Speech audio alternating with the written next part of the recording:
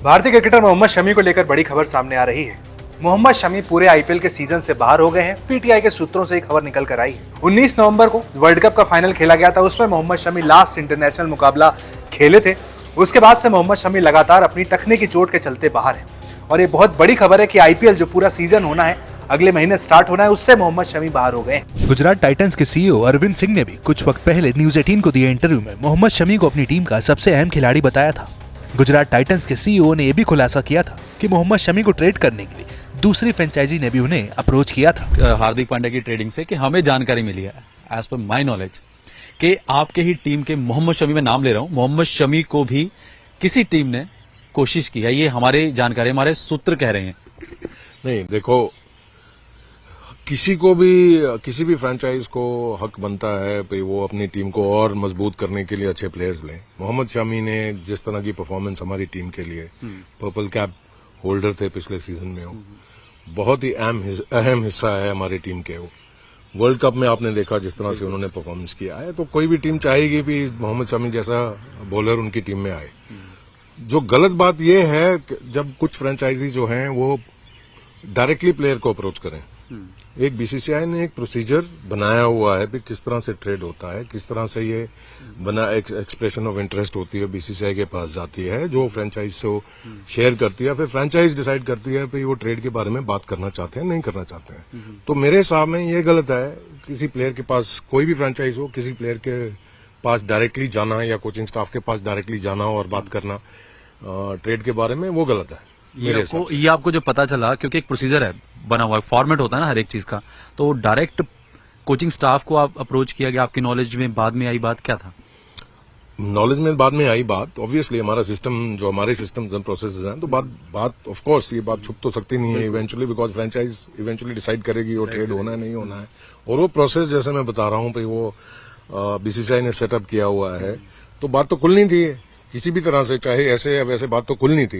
मेरा कहना सिर्फ इतना है कि हम ऐसे काम नहीं करते, ना ही हम चाहते हैं कि कोई ऐसा काम। अगर सीधा सिंपल ट्रेड कैसे होता है, जब प्लेयर के लिए कॉन्ट्रैक्ट होता है, जब मेजर ऑक्शन होती है जो हर 3 साल बाद होती है, तो 1+1+1 ईयर का कॉन्ट्रैक्ट होता है।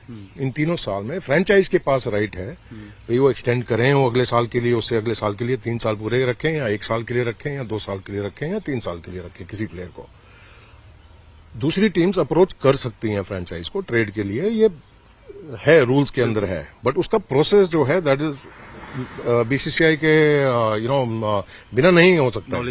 अगर किसी को आप अप्रोच भी करो, इवेंचुअली प्रोसेस तो वही है। तो इससे अच्छा है भाई आप करेक्ट प्रोसेस से जाओ और फिर आप बात करो भाई यस हो सकता है, नहीं हो सकता है। ऐसे किसी के साथ पीठ पीछे जाके बात करना और कोशिश करना भाई ऐसे ट्रेड हो जाए, वो तो पॉसिबल ही नहीं है, वैसे भी पॉसिबल नहीं। तो क्या बीसीसीआई की नॉलेज में अपने बात लाएंगे? नहीं, ये तो छोटी बात है, कोई बात नहीं, ऐसे होता है सबको। जैसे मैंने बोला भी प्लेयर्स, अच्छे प्लेयर्स सभी को चाहिए होते हैं। शुभमन गिल एक उभरता हुआ सितारा है टीम इंडिया का, भारतीय टीम का। कप्तानी का एक जो रिस्पॉन्सिबिलिटी है वो एक डिफरेंट होती है, एक ऐसी टीम की जो जिसने शुरुआत ही अपनी एक चैंपियन बनने से की हो, डिफेंडिंग चैंपियन रही हो। कप्तानी डिसीजन आपने फटाफट अनाउंस कर दिया जीटी ने कि अब शुभमन गिल होंगे। शुभमन का एक होता है ना, आपने बात की, शुभी तैयार रहा है या शुभमन तैयार रहा है, वो बात आपको होता है कॉन्फिडेंस देना।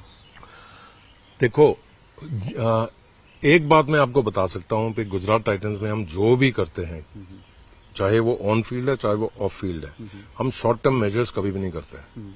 हमारा हमेशा सोच रहती है भाई मीडियम से लॉन्ग टर्म में इस चीज का क्या असर पड़ने वाला है फ्रेंचाइज के ऊपर। यही बात थी शुभमन। तो शुभमन पूरी दुनिया जानती है, वो एक उभरता सितारा है, फ्यूचर है, इंडियन क्रिकेट का फ्यूचर है, आगे चल के he is quite capable of leading the Indian team. तो हम ये नहीं देखा भाई अगले साल क्या करना है, सिर्फ आने वाले सीजन में क्या करना है। हमने लॉन्ग टर्म पर्सपेक्टिव से सोचा और उसको ध्यान में रखते हुए हम पूरे फ्रेंचाइज को, और स्पेशली जो कोचिंग स्टाफ है, आशीष और बाकी उनका जो स्टाफ है, उनको लगा Shubman is the right time, right place, right team. ये बहुत जरूरी है, जो सपोर्ट स्ट्रक्चर उसके अराउंड होगा। तो हमारी टीम में जैसे केन विलियमसन है, राशिद खान है, एक्सपीरियंस प्लेयर्स हैं, आशीष नेहरा है, विक्रम सोलंकी है, और बाकी गैरी कर्स्टन है जो उनके मेंटर है हमारी टीम के साथ। तो ये सब देखते हुए एक पूरा सपोर्ट स्ट्रक्चर ऐसा है जिसमें लगा है कि शुभमन के लिए ये सही टाइम है, सही मौका है, और हमें पूरी उम्मीद है कि शुभमन जैसे करते आए हैं पिछले 1.5-2 साल से, वो जीटी के लिए और आगे चल के और बेटर शुभमन करेंगे। का क्या कहना था जब टीम का डिसीजन था कि है शुभमन आपने करना है, या शुभमन को कि बैठ के बात होती? ऑब्वियसली मैं किसी पे थोपा नहीं जाता कोई डिसीजन। ऑब्वियसली उससे बात हुई है, कोचिंग स्टाफ ने उससे बात की है और सबने उनसे बात की है and he is very happy. उनके लिए एक अच्छी अपॉर्चुनिटी है to showcase next level of leadership. देखिए, being an integral member of the team, और ये आई एम श्योर हर एक टीम में ऐसे होता होगा, कुछ प्लेयर्स ऐसे होते हैं जो मालूम है कि इस प्लेयर ने सारे मैचेस खेलने हैं, तो एक लीडरशिप ग्रुप बनता है। और हमारी टीम जो नई टीम बिल्कुल जैसे तैयार हुई है, तो सबने मिलजुल के वही मैं वापस उसी बात पे आ रहा हूँ, माहौल पे बात पे आ रहा हूँ, कैसे हमारी टीम चलाई जाती है उसको देखते हुए शुभमन पिछले 2 साल से ही उस लीडरशिप ग्रुप का एक हिस्सा, अहम हिस्सा रहे हैं, बिकॉज उन्होंने हर मैच खेलना है और जिस तरह की वो परफॉर्मेंस दे रहे थे, जिस तरह का वो गेम को रीड करते हैं, तो एक तरह की आप मान सकते हो इस बात को भी ग्रूमिंग हो रही है और अब उसको अलग लेवल पे लेके जाना है और आई एम श्योर वो डिलीवर करेंगे। शुभमन का क्या कहना था जब ये इतनी रिस्पॉन्सिबिलिटी में? नहीं, Shubman was happy, Shubman of course is happy, और वो यही कॉन्फिडेंस दर्शाता है किसी भी प्लेयर का। उसको पहले ये नहीं उसको लगा पे सडनली मेरे ऊपर ज्यादा responsibility, he is ready and he is raring to go, जैसे बोलते हैं। आशीष नेहरा और उसका स्टाफ, जो प्लेयर्स हैं जो जिनको चांसेस कम हैं खेलने के लिए, उनके ऊपर वो ज्यादा टाइम लगाते हैं। वो इंश्योर करते हैं कि उनको कभी ना ये लगे कि मेरे साथ इतना टाइम नहीं लगाया जा रहा, बिकॉज मैं अभी उस लेवल पे नहीं हूं जो मैं कंसिडरेशन में आऊं कि मैं प्लेइंग 11 में आ जाऊं। हो सकता है अनलेस कुछ चेंज हो। ये बहुत बड़ी बात है किसी भी टीम के लिए।